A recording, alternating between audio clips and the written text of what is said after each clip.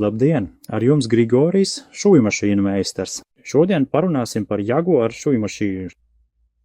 Mums ir lūk šāda mašīna, mūsdienīga, jaunākais modelis Jaguar SC JOP 23, un mums ir lūk šāda, kura tika izlaista 80. gados. Toreiz Padomju Savienība pirka šīs mašīnas, tās tirgoja par valūtu. Lūk, šai mašīnai ir aptuveni 40 gadu. Tā ir tāda, kā varētu teikt, ka tajos laikos bija rotaļlieta, bērnu mašīnīte, bet patiesībā to izmanto vēl joprojām, un tā mašīna nelūst, tāpat vien, izņemot lūk, visbiežāk atnes eļļošanai, jo mašīnai ir vairāk nekā 40 gadu, un ja tik daudzus gadus neieļo, protams, smērvielas izgaro un, vajag labot. Tā, lūk. Tad, ko var pateikt par to kompāniju? Tā ir dibināta 49. gadā, bet mēs sākām sadarboties no paša Silvio stilus atvēršanas brīža. Ja atmiņa mani nevil, tas bija aptuveni 2010. gadā. Jā, 2010. Cik laiks skrien, jā. Tālūk.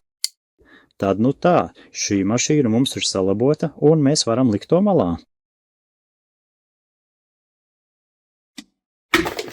Bet šī ir jauna. Kāpēc tā ir tik īpaša?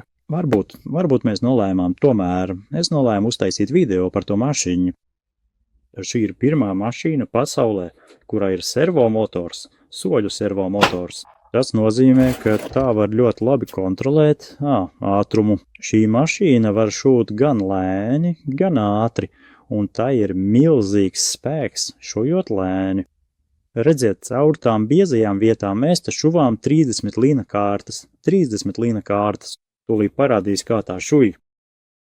Ļoti skaisti, ļoti klusi un mierīgi tā tiek cauri tai visbiezākajai vietai. Nu, kas tā ir par mašīnu? Pirmkārt ir rakstīts Super Jeans. Tātad šī ir paredzēta, protams, ne tikai plāniem audumiem, bet arī bieziem, tādiem kā džinsu pielāgošanai, ādas šūšanai, jo te ir pēdiņas piespiedējis. Lūk, ar šī regulātora palīdzību mēs varam palielināt vai samazināt pēdiņas piespiedēju. Tas ir aktuāli, kad šujat kādu materiālu no plāna, bieza materiāla, piemēram, mēteļauduma, tad ir jāsamazina. Bet, ja šujat tādu, dažreiz ir jāpiespiež, jo, kad pēdiņa ceļas uz augšu, adata ejot uz augšu, pēdiņa ar parasto piespiedēju nevar noturēt, un materiāls sāk lēkāt šādi. Tālūk, tad ko vēl? Mašīna ir pilnībā ar metāla korpusu iešpšē. Šeit mums ir tikai apdari no plasmas. Metāla stienis, tas spolētājs, kas tin, un tā ir papildu galdiņš. Tas nozīmē, ka tās izskats kopumā ir citādāks. Mēs speciāli pasūtījām tos papildu galdus, jo, kā redzat, tā izskatās lūk šādi. Jā, tātad šo galdu papildu, ļoti labs, izturīgs galds. To pērkot šo mašišu, jūs saņemat vienkārši kā dāvanu. Izvalkam šo galdiņu un liekam to, vai arī var apgriezt to mašīnu otrādi, paskatīties, kas te notiek apakšā. Redzu tādus metāla rāmjus izvirzītus, lai tā stabili stāvētu, un lūk šo kājiņu, lūdzu, redzat, šo kājiņu regulē, lai tā stāvētu, varat to pagrozīt, ja galds nav līdzens, vai, vienkārši pieregulēt, ja mašīna kustas, lai noregulētu to pozīciju, kurā tā stāv ļoti stabili. Mašīnā ir horizontāla kuģīša sistēma. Tas nozīmē, ka šī sistēma ir tāda, ka spoli ievieto no augšas, un tai ir metāla kuģītis. Spols ir iegūts tieši no plastmases. Šeit viss ir kā vienmēr, bet tieši kuģītis ir no metāla. Ļoti izturīga adatas plāksnīte. Mēs speciāli lūdzām pastiprināt adatas plāksnīti, lai jums nebūtu nekādu problēmu ilgstoši ar to šujot. Lūk, un mums šeit ir metāla kuģīšu sistēma.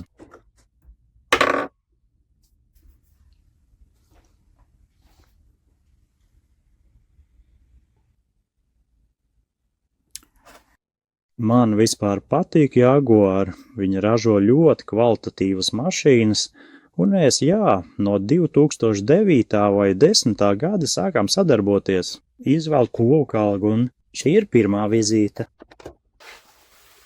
Tāds bija kungs Matsumoto. Bet teica, esmu tik resns, skatieties, resns un jauns. Viņš pirmo reizi bija atbraucis pie mums. Pēc tam mēs tikāmies atkal pēc pāris gadiem, jo Japāņi, redziet, viņi vienkārši neuzsāk nekādu sadarbību vai tirdzniecību, kamēr nav fiziski satikušies ar potenciālo izplatītāju klātienē. Viņiem ir ārkārtīgi svarīgi izveidot personīgu uzticību un pārliecināties par partnera nopietnību, tāpēc šāda veida tikšanās ir neizbēgama un pat obligāta sastāvdaļa viņu biznesa kultūrā, bez kuras nekas uz priekšu nevirzās. Lūk, šī bija otrā vizīte un kaut kur tā bija trešā šķiet. Nu jā, šeit jau ir kungs Mizono ar savu kolēģi. Un šeit mēs laikam kaut kādu krustu kalnu, nezinu, kur mēs te esam, līdzīgu krustu kalnam. Nav svarīgi, bet cik es biju resns, Dievs tavu tēti. Ai, bet lūk, tagad esmu vecs un tievs. Nu labi, mēs tomēr runājām par šūju mašīnu. Metāla kuģīša sistēma. Šūj gan plānu audumu, gan ļoti biezu. Tālāk ļoti vienkārši mehānisms.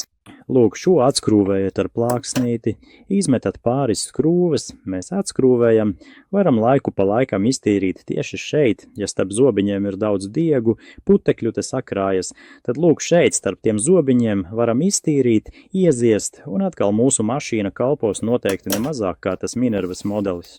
Ja tas Minervas modelis nokalpoja 40 gadus, tad šis kalpos nemazāk, droši vien pat vairāk. Starp citu, no tām Minervām, kuras es rādīju labošanai, kas tika atnestas, neviena vēl nav izmestas. Visas tās darbojas, lai gan laiku pa laikam gadās, ka ar tām šūj ļoti daudz. Vienkārši ir grūti pastāstīt, cik daudz ar to vienkāršo mazo mašīnu tiek šūts. Tālūk, tātad servomotors. Labi.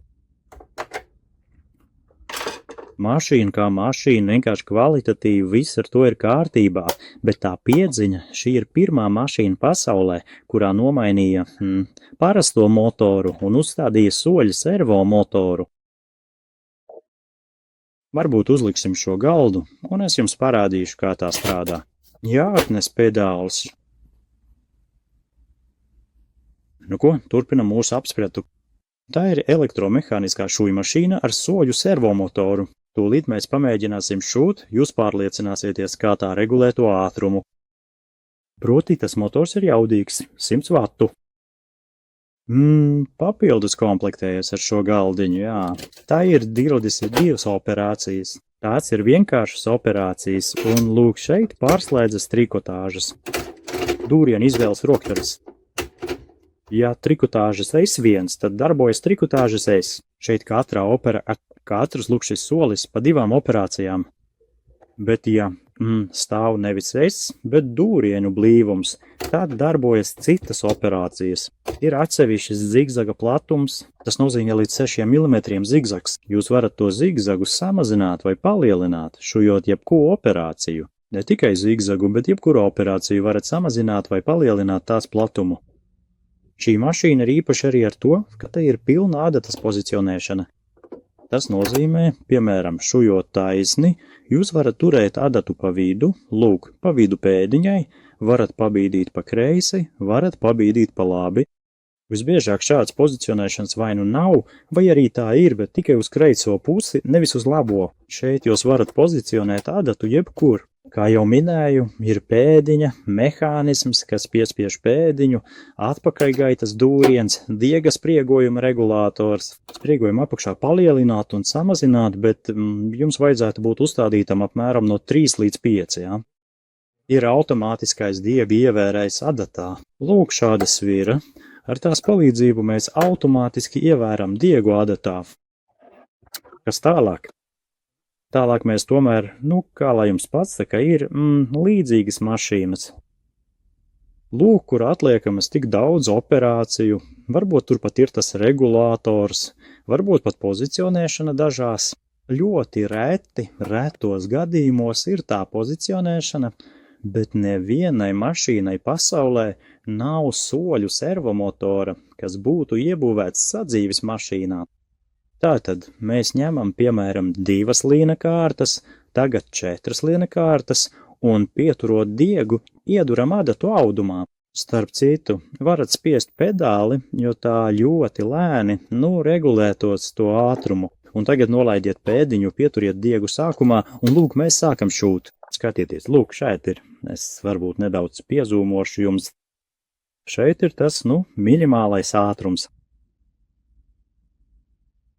Skatieties.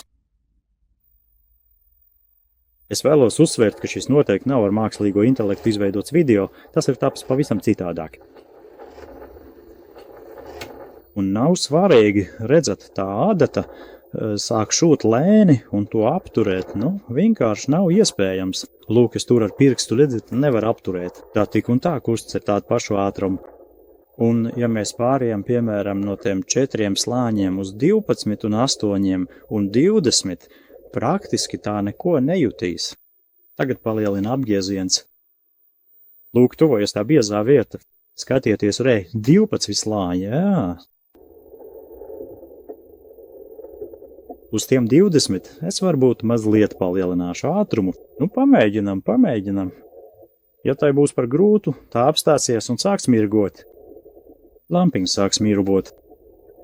Sakiet, tā pateiks, dos ziņu, ka jūs patiesībā vēl neesat sajukuši prātā, vai ne? Gribat turpināt to šūšam? Ok, tad vienkārši dodiet vairāk gāzes.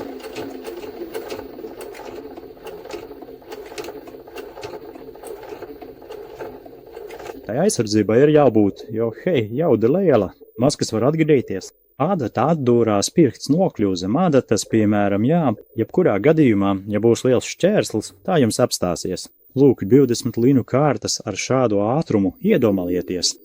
To jums pastāvīgi ir brīvs abas rokas. Jūs varat piebraukt līdz tai vietai. Piemēram, džinsu apakšmā. Mēs filmējām džinsu apakšmalas atlocīšanu, un tur vajadzēja turēt, nedaudz pastiept to audumu. Tā kā jūs tik un tā varat šūt.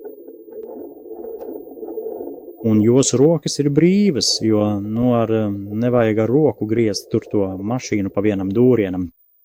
Tā kā, lūk, mums šeit ir maksimālais ātrums arī lielāks. Tā diezgan žiga tā mašīna.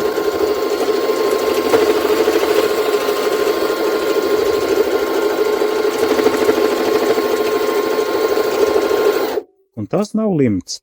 Mēs mēģinājām šūt. Iepriekšējā video mēs filmējām. Nezinu, skatījāties vai nē. Mēs mēģinājām sašūt 30 auduma kārtas. Skatieties, šeit ir 3, lūk, šeit 3 kārtas. Jā, 3. Jā, tieši tā. Šīs 3 loksnes mēs tagad uzmanīgi locam uz pusēm, un tādā veidā mēs iegūstam kopā 6.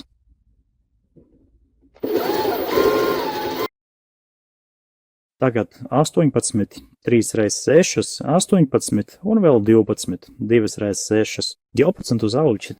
Lūk, šeit ir 30 materiāla kārtas. Iedomājieties, lūk, šāda biezuma. Mēs tagad mēģinām sašūt ar šo mašīnu.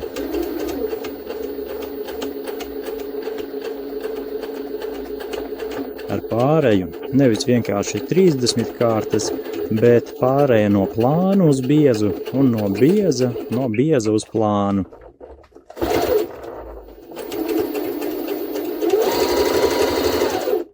Kurimos diegs beidzās.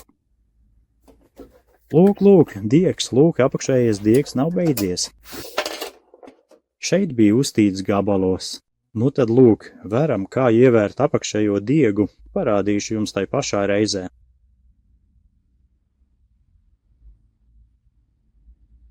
Kur tad gals beigās ir? Lūk, tas ir pretēji pulksteņrādītāju virzienam liekat spoli, lūk, tā griežas pretēji pulksteņrādītāju virzienam un aizšķerat, lūk, aiz tā āķīša, lūk, šeit, lūk, jābūt aizšķertam diegam. Skatieties tagad uzmanīgi. Es jums ļoti pieturināšu. Mums tagad filmēšanā ir diezgan laba pozīcija. Tātad, lūk, aiz šī āķīša jums ir jāizšķir diegs. Lūk, tā tam jābūt. Redzat, aizšķirt šeit, un šūšanas laikā, ja diegs ir ievērts pareizi, tas diegs varēs no spoles iet no kreisās puses. Lūk, tas guļ uz spoles no kreisās puses. Tas nozīmē, ka diegs ir ievērts pareizi, ja tas tā guļ. Tātad sākam visu no jauna. Atvainojiet, mūsu diegs beidzās.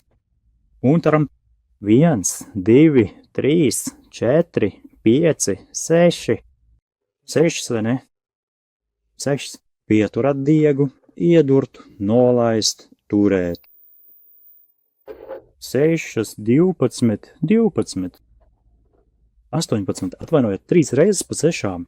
6, 6, 6 un vēl 12 uz augšu. 12. Nu, vērojam procesu. Vienīgā mašīna pasaulē, kas var uzšūt 30 lienu kārtas.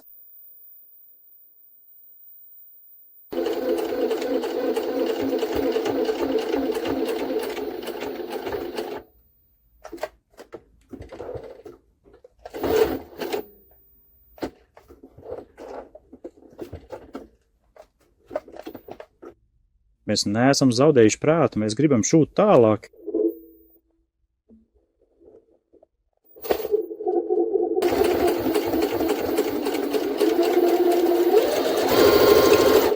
Palielināsim dūrieņu karumu.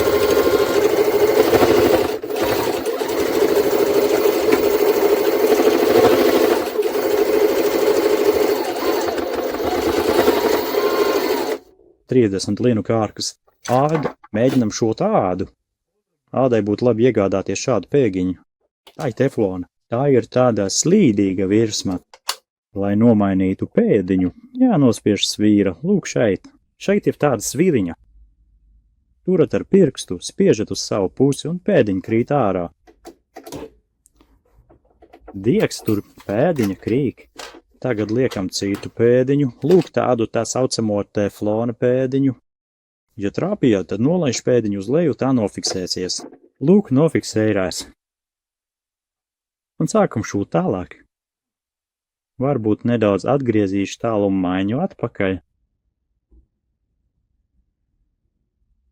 Jā. Šojam ādu. 2 kartis. Bieza mēbeļodu. Vispirms iedurt, tad nolaist un beigās turēt.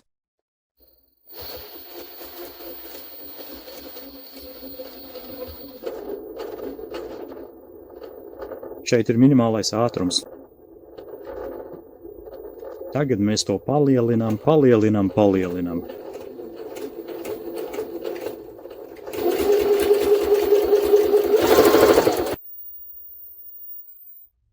Divas kārtas, jā. Tāda vīlīta apakšā, viss smuki, necilpo. 4 ādas kārtas.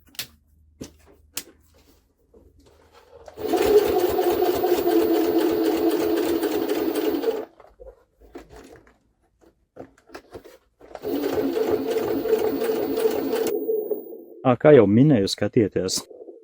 Lūk, tagad ādata iedūrās materiālā un tagad ceļas atpakaļ. Un lūk, kust pēdža. Ceļu līdz pēdeni, tad vajadzētu vairāk pievilkt pēdiņu. Lūk, pieskrūvējam šo te skrummeni. Pieskrūvējam, no kaut cik tur.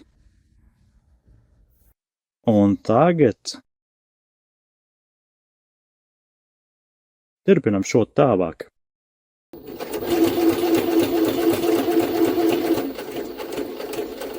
Četrus ādas slāņus ar parastu ādatu, nevis ādai paredzētu.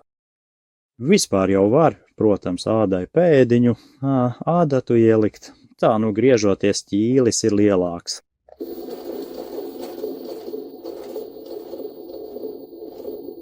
Iziet cauri 6? Nezinu, varbūt arī 6 iziet cauri.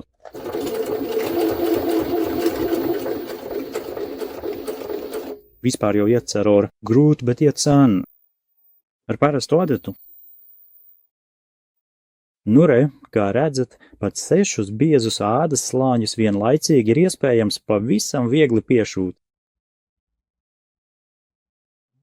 Nu, es arī varu teikt tā, ka biezu audumu, protams, ne tik biezu, ne 30 līna kārtas, bet šujot vienkārši biezu audumu, nu, jebkura mašīna jums šuj to biezāko, tur 10 līna kārtas diezgan labi visas mašīnas, bet grūtāk ir šūt plānu audumu. Mēdz būt, ka trikotāžai izlaiž dīrienu, piemēram. Lūk, tāda trikotāža, lūk, elastīga, vat izmanto, zinu, ka sporta tērpu šuj dejotājiem, kas nodarbojas ar sporta dejām. Tāpēc tagad mēģinam šūt to trikotāžu, neko nenainot. Varam uzlikt parasto pēdiņu? Nē, ne ādai. Varam ādai izmantot, vispār nav nozīmes. Uzliekam parasto pēdiņu. Ja jums nav tievu adatu, tagad es, piemēram, šujot to trikotāžu ar 19. adatu, lieta tāda, ka šeit ir pārāk resna adata. Ja tā šos, tas būs vienkārši brīnums. Vispār trikotāžai jābūt plānākai adatai, un tai jābūt paredzētai trikotāžai. Šeit tagad ir paraska. Iedurt, nolaist, noteikti pieturiet dieku sākudo. Redzi, tagad mēs šujam trikotāžu ar pārastu resnu adatu.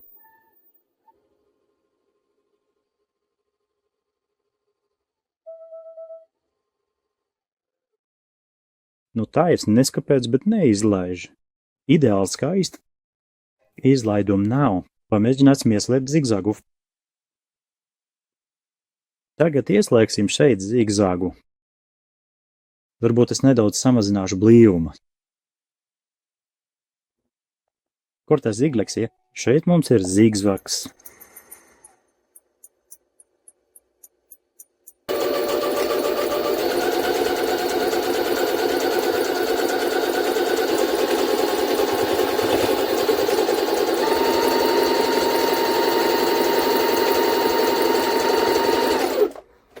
Nu ko?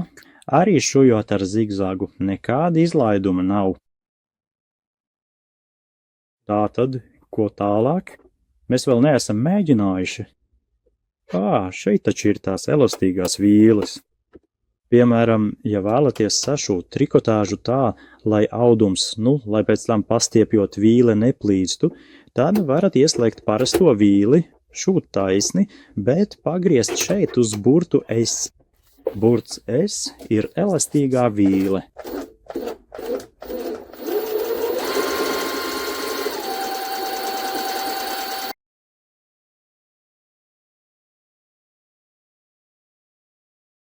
Šeit ir kaudze ar tām elastīgajām vīlām. Tas vizuāli izskatās tā, it kā būtu šūts ar resniem diegiem. Patiesībā mēs varam pastiept, un tas trikotāžas audums neplīst. Atlika varbūt vēl paņemt kādu šifonu. Tūlīt es paņemšu savas šķērītes. Manas šķērītes un, vispār negriež, varbūt ātrāk. Vienkārši paņemam, lūk, kaut kādu šifonu vai orgānzu šeit. Tas pats. Gan viens, gan otrs materiāls ir problemātisks. Skaidrs, vajadzētu samazināt dūrienu blīvumu līdz kaut kādiem 2. 2 un 2 varbūt. Šujam taisnu. Adata var stāvēt pa vidu. Izslēgsim zigzagu dūrienu, tad adata stāvēs pa vidu. Un mēģinam šūt.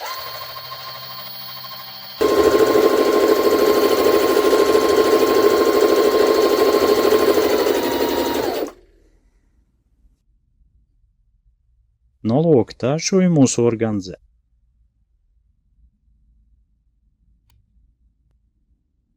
Viss ir skaisti. Varam samazināt pēdiņas spiedienu. Tas te nav vajadzīt. Mēs taču šujam ādu, tāpēc vajadzēja vairāk. Nu ko, tas arī aptuveni viss par šo mašīņu. Galdiņš un servomotors. Servomotors, tas nav nekas īpašs. Un salīdzinot, cena nav tik augsta, tā kā jūs patiesībā varat iegūt ļoti labu mašīnu. Daudz funkciju un par labu cenu. Ja kādam, piemēram, padomājiet, varbūt kādam šis video būs noderīgs, tad nosūtiet to saviem draugiem paziņām. Uzspiediet laiku, mēs cenšamies jūsu dēļ. Un šodienai tas arī viss. Ar jums kopā bija Grigorijs un Sijā Sivimo stils.